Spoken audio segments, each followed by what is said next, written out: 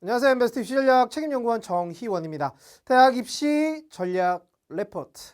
우리 중학생이 알아야 할 2022학년도 대학 입시 결과 분석을 놓고 함께 이야기를 좀 나누어 보도록 하겠습니다.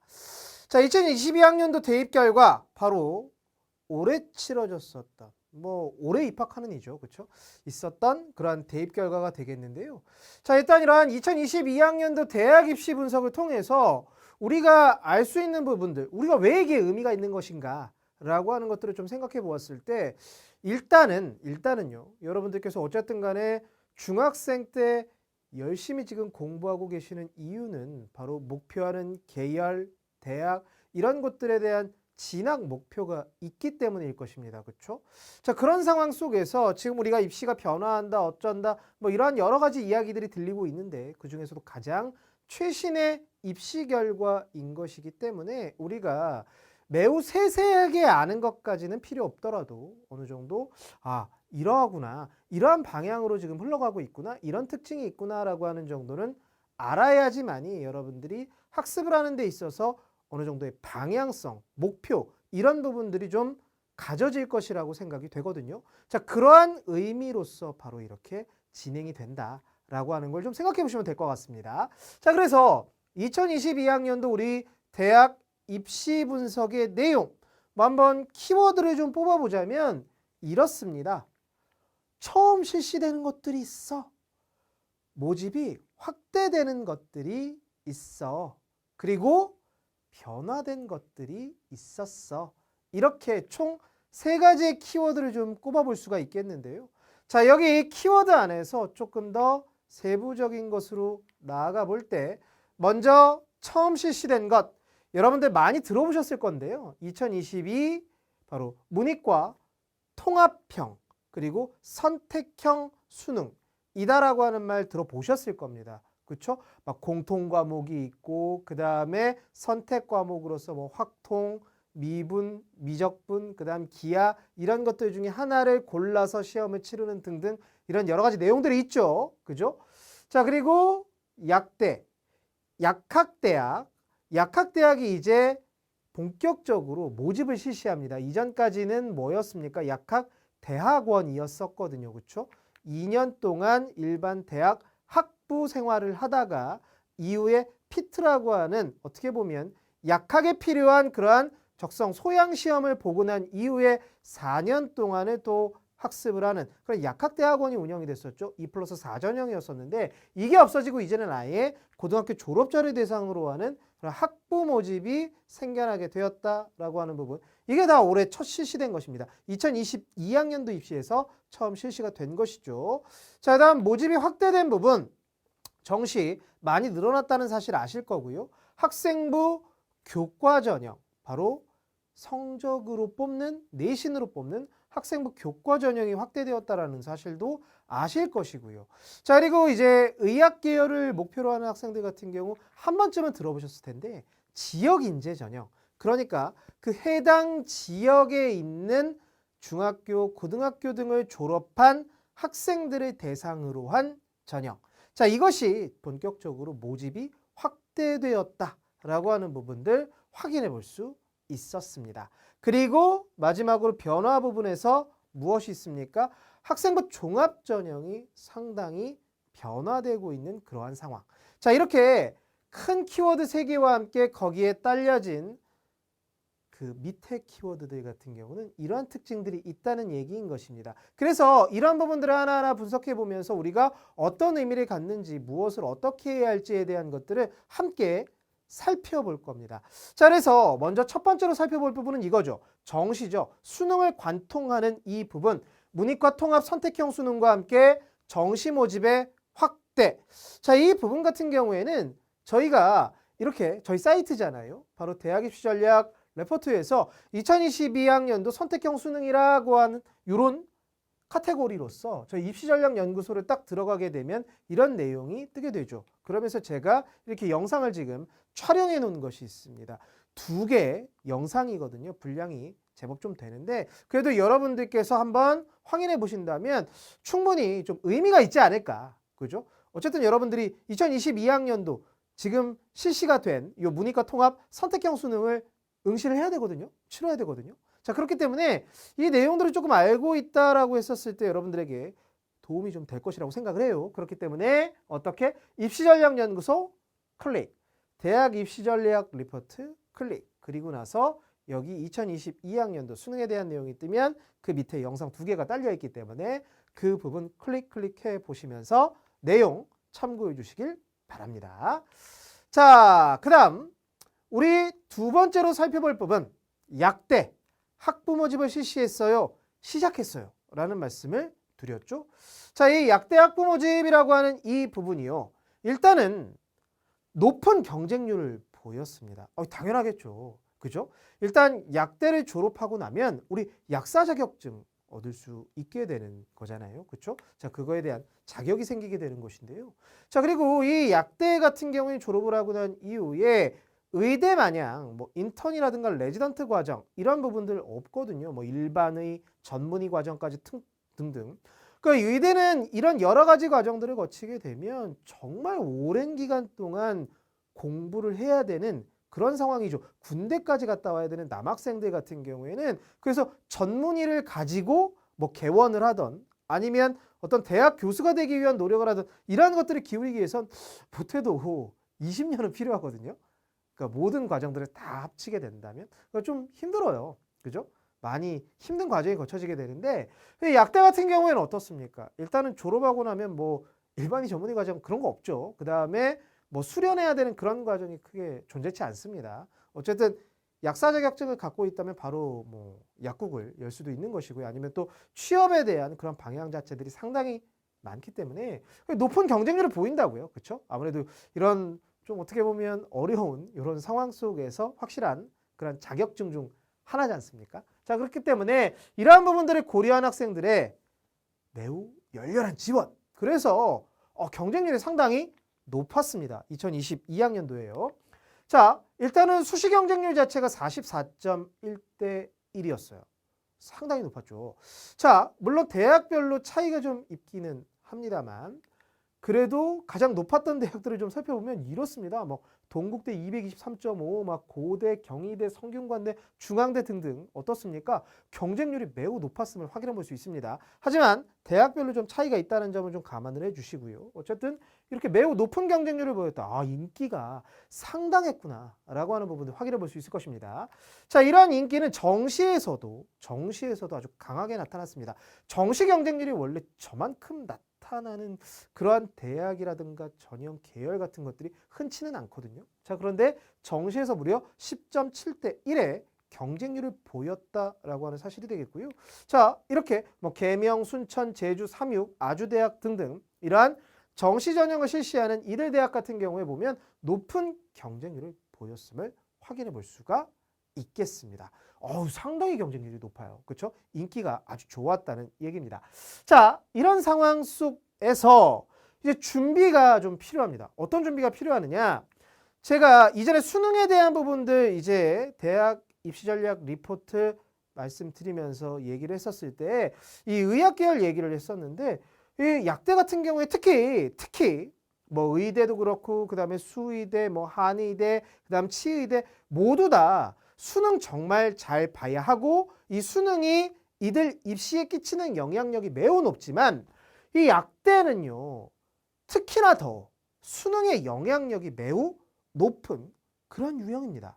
자, 그래서 어느 정도쯤 되느냐? 약 96% 그러니까 전체 모집 인원 중 약 1,700여 명 정도 되거든요. 자, 전체 모집 인원 중에 96%는 거의 대부분이라는 얘기죠. 그죠? 한 100여 명 좀 안 되게? 뭐 그 정도쯤? 그 정도만 이제 수능 없이 들어갈 수 있는 거고 나머지 1,600여 명은 어떻다는 거예요. 다 수능을 잘 본 상태로 지원하고 그러면서 전형 단계를 거쳐서 합격하는 거거든요. 자, 그렇기 때문에 지금 정시 그리고 수시 쪽에서 수능 최저 거의 대부분 있어요. 학생부 종합이든 학생부 교과 전형이든 간에 대부분 수능 최저가 있습니다. 이렇게 높은 수능 영향력을 지니고 있다는 것이죠. 자, 그렇기 때문에 약대를 생각하는 또는 목표하는 학생들 같은 경우 보면 이 경쟁률이 어마어마해. 왜? 바로 자격증을 얻을 수 있어서 취업 시장에 상당히 유리할 것 같아요. 이런 현실적인 판단 중학생 여러분들도 하시고요. 고등학생 여러분들은 당연히 더 하겠죠. 자, 이러한 판단이 있었고 그 다음에 이러한 부분들에 대한 실질적인 능력으로서 어떻게 수능을 정말 잘 봐야 되는 그런 상황이 전개된 거예요. 자, 그렇게 되면서 어떻게 되었다? 2022학년도 지원 경향 및 입시 영향을 좀 살펴보면 일단 높은 수능 입시 결과를 보이겠죠. 경쟁률 자체가 상당히 높았습니다. 그렇기 때문에 입결 자체도 상당히 높았다. 최상위권 대학의 공과 자연계열 대학을 웃도는 그러한 정시 결과, 점수가 이렇게 발생하게 되었다라고 하는 사실이 내었고요. 그 다음 중복 지원, 그러니까 약대를 쓰는 학생들 같은 경우에 보면 지원을 할 때 약대만을 쓰는 학생도 있지만 약대를 쓰면서 함께 쓰는 대학들이 있습니다. 바로 어디냐면 지방에 있는 의대라던가 아니면 최상위권 대학의 공과 자연계열 대학을 함께 쓴다는 얘기죠. 그죠? 그러니까 결국에 뭡니까? 이 높은 수능 입시 결과를 바탕으로 해서 이들이 한 섹터, 한 그룹으로 묶이는 거예요. 이 지원자 수요층이. 약대 지원하는 학생과 지방 의대를 지원하는 학생과 최상위권 대학의 공과 자연계열을 지원하고자 하는 학생들. 이 묶이는 겁니다. 그죠? 이들이 바로 주요 지원 수요층이에요. 자, 이렇게 지금 경향이 나타나게 되었고, 자, 이렇게 약대가 강세를 보이게 되면서 지원이 감소된 곳이 있었는데요. 바로 어디였냐면 한의대였습니다. 한의대 수시 전형 같은 경우에는 전년도에 비해서 조금은 지원자 숫자가 줄어들었음을 확인해 볼 수 있는데 이것은 약대의 영향이라고 볼 수 있습니다. 나머지 의학계열, 그러니까 의대라던가 치의대, 수의대 이런 곳들은 모두 다 수시 경쟁률이 상승한 반면 한의대는 소폭 하락하였거든요.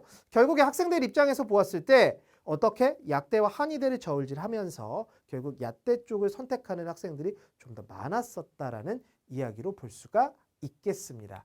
자, 그리고 이제 이러한 내용에 따라서 결국에 어떻게 추가 합격자들이 이제 많이 발생하게 되었어요. 자, 이 추가 합격자라고 하는 개념은 무엇이냐면 대입 수시가 됐던 정시가 됐던 간에 뽑고자 하는, 그죠? 그런 인원들이 있겠죠. 모집 인원이 있잖아요. 근데 그 모집 인원들의 100% 바로 1차에 모두 다 선발할 수는 없어요. 그죠? 왜냐하면 학생들이 다른 대학들도 지원을 하기 때문에 결국 어떻습니까? 내가 A라고 하는 대학과 B라고 하는 대학을 지원했는데 A 대학보다는 B 대학이 내가 좀 더 선호하는 대학에 좀 더 높은 대학이야 라고 했을 때 A와 B를 동시에 합격했다고 하더라도 B 쪽으로 가거든요. 그러면 A가 B죠. 그 A가 B게 되면 어떻게 됩니까? 결국 여기에서 결원이 발생하기 때문에 추가 합격이 발생한다는 그런 의미예요. 이걸 다른 말로 충원이라고 부르는 것인데, 자, 이 추가 합격자 이런 경우 결국 어떻습니까? 이게 지금 약대가 이렇게 되게 되면서 여기 안에서 같이 지원을 하는 학생들 간의 이런 이동이 활발했겠죠. 추가 합격자가 증가하게 되면서 서울대, 연대, 고대 등 최상위권 대학들에서 정시에서 특히 많은 추가 합격자들이 발생하게 되었다라고 하는 사실들이 특징이었다라고 볼 수가 있겠습니다. 자, 그렇다면 약대 학부 모집이 이렇게 실시되고 난 이후에 결국 무엇입니까? 이런 높은 경쟁률, 경쟁이 상당히 치열한 이런 가운데에서 수능 점수 정말 높게 받아야지만이 우리가 이러한 게임에 본격적으로 참여할 수 있는 자격이 주어진다라는 얘기인 것이죠. 결국 중학생인 여러분들 같은 경우엔 아직 세부적인 입시 전략까지는 필요하진 않으나 어떻습니까? 수능을 잘 보기 위한 기초를 탄탄히 쌓아 나가야 함이 반드시 필요하겠다. 그 말씀을 드릴 수가 있겠습니다. 자, 그 다음에 이제 여러분들 학생부 교과 전형 모집이 확대되었다라는 말씀을 드렸죠. 자, 학생부 교과 전형 같은 경우는 내신 성적만으로 원래 학생들을 선발하는 그러한 제도입니다. 자, 2022학년도부터 본격적인 확대를 보여왔는데요. 물론 21학년도에도 많은 확대가 있었습니다. 자, 신설되었죠. 연세대, 서강대, 성대, 경희대, 건국대, 동국대 이들 대학 같은 경우에 보면 원래 학생부 교과 전형을 갖고 있지 않던 대학들인데 21학년도, 22학년도에 막 신설을 해요. 이들 대학들이. 그죠? 학생부 교과 전형을 늘리게 됩니다. 결국 왜 그런 것이냐면 뒤쪽에서 얘기를 하겠지만 학생부 종합 전형이 변화하게 되면서 아무래도 좀 줄이게 되거든요. 그 정시도 늘리는 상황에서 학생부 종합전형을 좀 줄여나가게 되고, 그리고 이제 이 대입의 공정성에 대한 부분 좀 많이 언급이 되게 되면서 이런 숫자로 내신 이런 좀 어느 정도의 우리가 속된 말로 얘기하면 약간 줄세우기라고 하죠. 그런 부분들로서 좀 평가될 수 있는 전형들을 늘리게 돼요. 그러한 결과물로서 좀 보면 되겠는데요. 자, 이렇게 확대됩니다. 그래서 우리 상위 15개 대학을 조금 기준으로 한번 놓고 보았을 때 어떻다?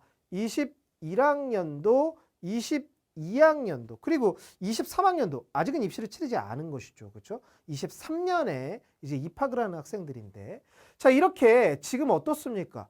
인원수 자체가 4,600명대에서 15개 대학, 상위 15개 대학이요. 뭐 우리가 흔히 얘기하는 스카이, 서성한, 중경외시 뭐 그런 대학들 얘기하는 거예요. 자, 4,600명대에서 어떻습니까? 5,900, 6,093명까지. 총 2021학년도에서 23학년도까지 어떻게 보면 30.7%. 모집 인원 기준으로 했을 때 4,600에서 6,000명대로 30.7%라고 하는 아주 폭발적인 증가를 보였다라고 하는 부분인 것이죠. 자, 전통적으로 보면 이 학생부 교과 전형 같은 경우에는 어떻습니까? 내신 성적을 위주로 이제 선발하는 그러한 전형이기 때문에 당연히 어떤 학교 유형이 유리할까요? 높은 내신 등급을 받을 수 있는 일반고 유형이 유리합니다. 자, 그렇다면 대학 입장에서 봤을 때 일반고 학생들 중에서도 물론 우수한 학생들이 상당히 많거든요. 근데 특목자사고 학생들을 또 뽑을 수가 없는 상황이 되잖아요. 이렇게 된다면. 그죠? 하지만 이제 또 명문 일반고들도 있고요. 이러한 상황들을 이제 고려하게 됐을 때 어떻다? 입시 변화의 형태가 나타나게 된다고요. 학생부 교과 전형 같은 경우도.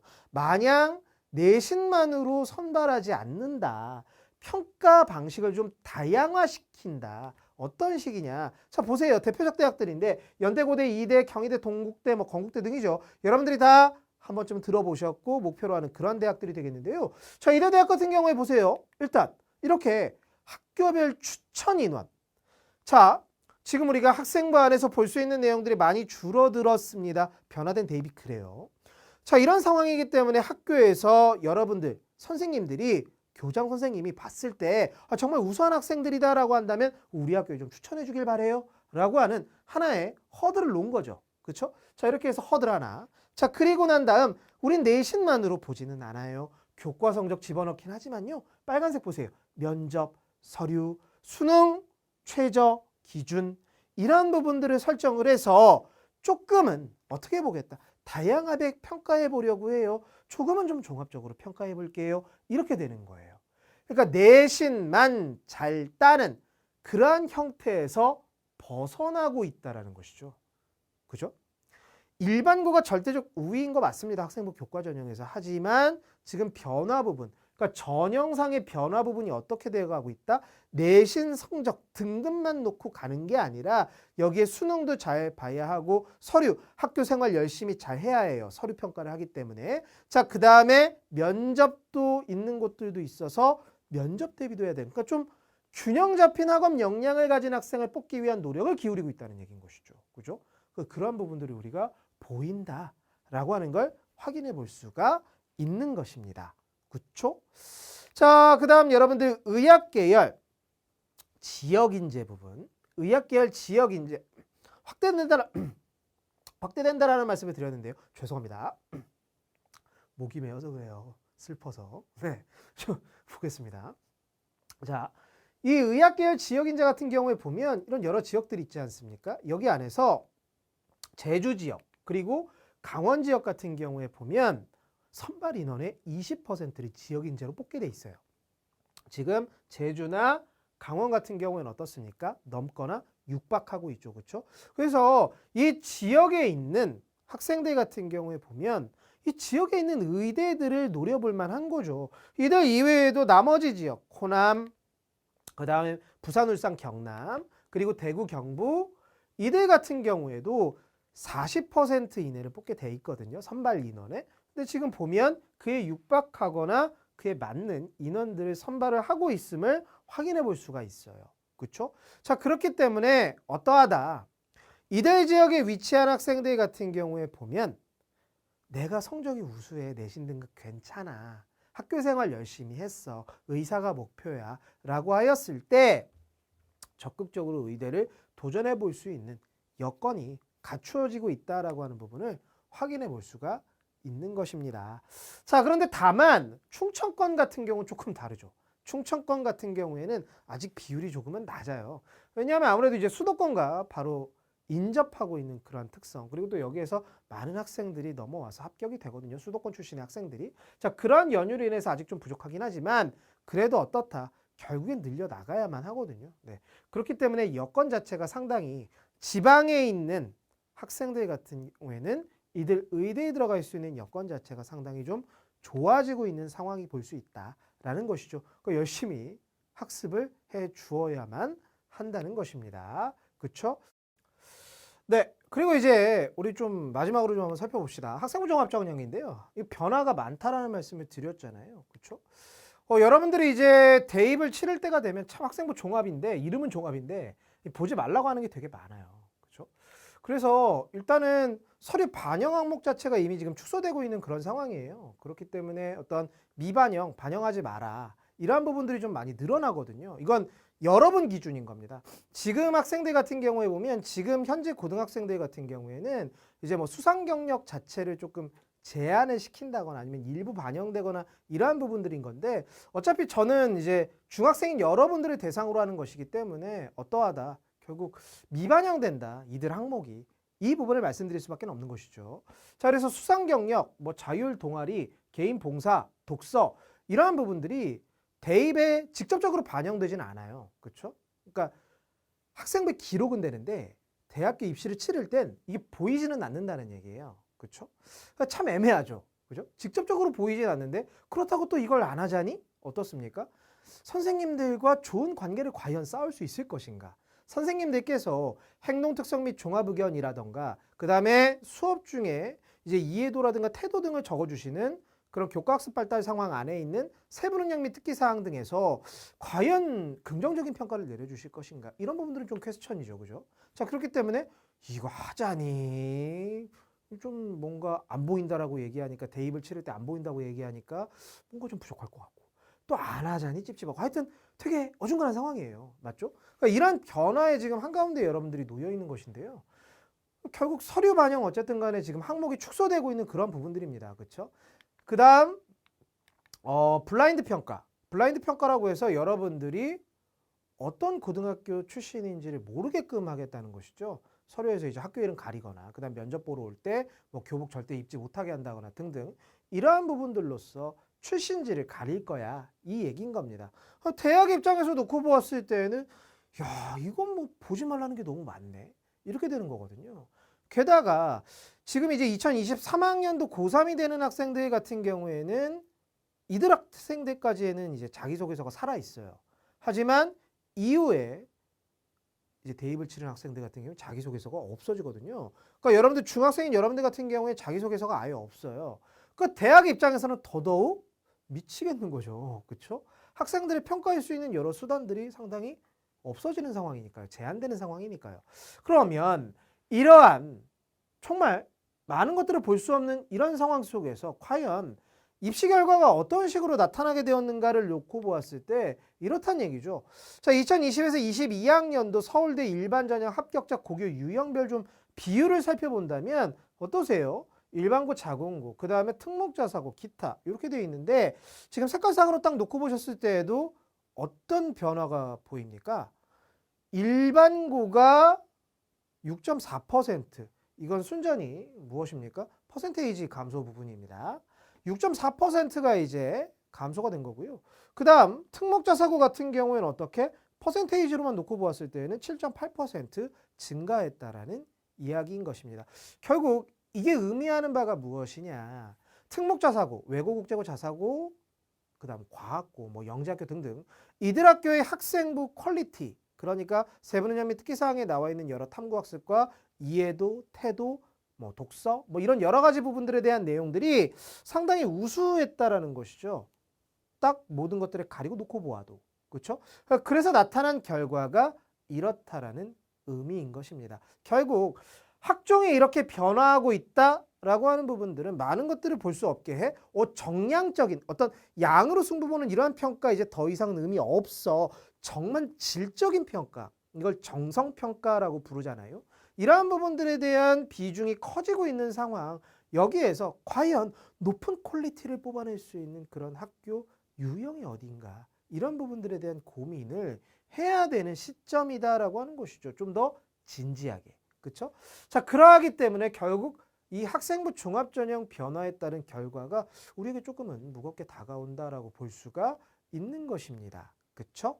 자, 이렇게 우리 보면 2022학년도 대학 입시 분석을 해보았는데요. 먼저 우리 경쟁력 있는 교육 환경이 상당히 좀 중요함을 확인해 볼 수가 있었어요. 그렇죠? 지금 방금 전에 학생부 종합전형의 변화도 놓고 보았을 때 그러했고요. 그 다음 수능 같은 경우도 지금 계속적으로 중요성이 강조되고 있는 것이지 않습니까? 뭐 의학 계열에 대한 부분이든 상위권 대학이 되던 그쵸? 정시도 늘어난 데다가 새로운 수능에 대한 우리 적응도 해야 되는 그런 상황. 이 수능 계속 여러분들도 치르거든요. 자, 이런 상황 속에서 결국 뭐예요? 전국 단위 경쟁인 거기 때문에. 그죠? 치열한 경쟁이 있는 곳에서 내 실력이 강하게 길러져야만 한다라는 그러한 의미가 되겠습니다. 중학생인 여러분들은 이러한 환경으로서의 진입이 상당히 좀 중요하다. 더더욱 중요해졌다라고 하는 말씀을 드릴 수가 있을 것 같고요. 자, 다음 두 번째, 수학의 중요성이 상당히 더 커졌거든요. 제가 이제 앞서서 여러분들께 이전 영상들을 좀 참고해 주세요라고 하는 말씀을 드렸잖아요. 어쨌든 수능, 정시에 대한 영향력이 상당히 강화되고 있는 이러한 가운데 거기에서 단연 가장 중요도를 보이고 있는 것은 수학입니다. 그렇죠? 이것에 따라서 수능 총점이 점수 높낮이가 달라지게 되거든요. 결국 수학의 중요성이 매우 커지게 된 이런 상황. 그래서 중학생인 여러분들께서는 수학 학습에 좀 더 많은 힘과 노력을 기울여 달라. 특히나 기초학습에 대한 부분, 원리에 대한 부분을 확실하게 다지고 가야 된다는 말씀을 드립니다. 그렇죠? 연산 물론 중요해요. 중요하지만 그렇다고 해서 당장 답을 맞추기 위한 연산만을 자자자작 암기? 그게 아니라 여러분들께서 철저하게 원리 학습이 돼 있어야지만이, 개념 학습이 돼 있어야지만이 뒤에서 이어질 수학은 정말 계단식 학습이지 않습니까? 결국에 이러한 부분들을 감당해낼 수 있다는 말씀을 드려요. 그렇죠? 정말 드립니다. 자, 다음 세 번째, 균형 잡힌 학업 역량이 상당히 중요해진 그런 상황이다라는 말씀을 드릴 수 있겠죠. 이 교과 학업 역량 중요해요. 그러면서도 우리 어땠습니까? 아까 학생부 교과 전형 내신만으로 뽑지 않아요 라는 말씀을 드렸었죠. 학생부 종합 안에서 볼 수 있는 것들이 적어지고 있어요. 결국 퀄리티, 질이 중요해요. 그런 말씀 드렸잖아요. 정말 전통적인 학업 역량, 그죠? 그 다음에 서류, 면접 평가에 대비할 수 있는 그러한 능력, 그리고 수업에서의 열심히 하는 그런 노력과 함께 의미 있는 결과물, 뭐 또는 높은 성적, 이런 부분들이 모두 다 받쳐진 상황에서 여러분들 목표하는 대학, 계열에 진입이 가능해진다는 말씀을 드릴 수 있는 거예요. 균형 잡힌 학업 역량이 또 그 어느 때보다 중요하다는 말씀을 드리겠고요. 자, 다음 네 번째, 비교과는 없어지진 않았어요. 그죠? 학종 미반영이라면서요. 제가 아까 중간에 말씀을 드렸죠. 과연 이걸 해야 되냐 말아야 되냐. 그렇죠? 독서 안 본다면서요. 수상 안 본다면서요. 봉사 안 본다면서요. 독서 안 본다면서요. 뭐 이런 것들, 여러 가지 것들. 하지만 그걸 과연 안 한 상태에서 마냥 공부만 한다? 선생님들께서 좋은 평가를 내려주실까요? 그건 좀 의문이라는 거예요. 그 다음, 그러한 경험들이 쌓이지 않은 상황에서 과연 이러한 균형 잡힌 학업 역량이라고 하는 것이 펼쳐질까요? 경쟁이 있는 교육 환경에서 과연 살아남을 수 있을 것일까요? 안 된다는 얘기죠. 그죠? 비교과는 없어지지 않았어요. 그죠? 이전처럼 양으로 승부 보는 시대는 아니지만 우리가 질적 성장을 위해 노력해야 되는 그러한 부분들은 분명 맞다라고 하는 부분인 겁니다. 이전에 비해서 참 준비할 것들이 많아지고 좀 수준이 높아지게 되는 그런 상황입니다. 입시 준비가 점점 만만치 않아지고 있다는 것을 보여주고 있는 것이죠. 그렇죠? 어려워지고 있습니다. 지금 중학생인 여러분들께서는 이렇게 점점 더 어려워지는 이러한 입시 상황에 대비해서 어떻게 해야 될까요? 네, 착실하게 정말 천천히 다져가면서 준비를 좀 잘 해 주셔야겠습니다. 입시에 대한 정보 항상 빠짐없이 기울이시면서 방향성 뚜렷하게 잡고 천천히 묵묵히 탄탄하게 능력을 쌓아가길 바랍니다. 지금까지 엠베스트 정의원이었습니다. 감사합니다.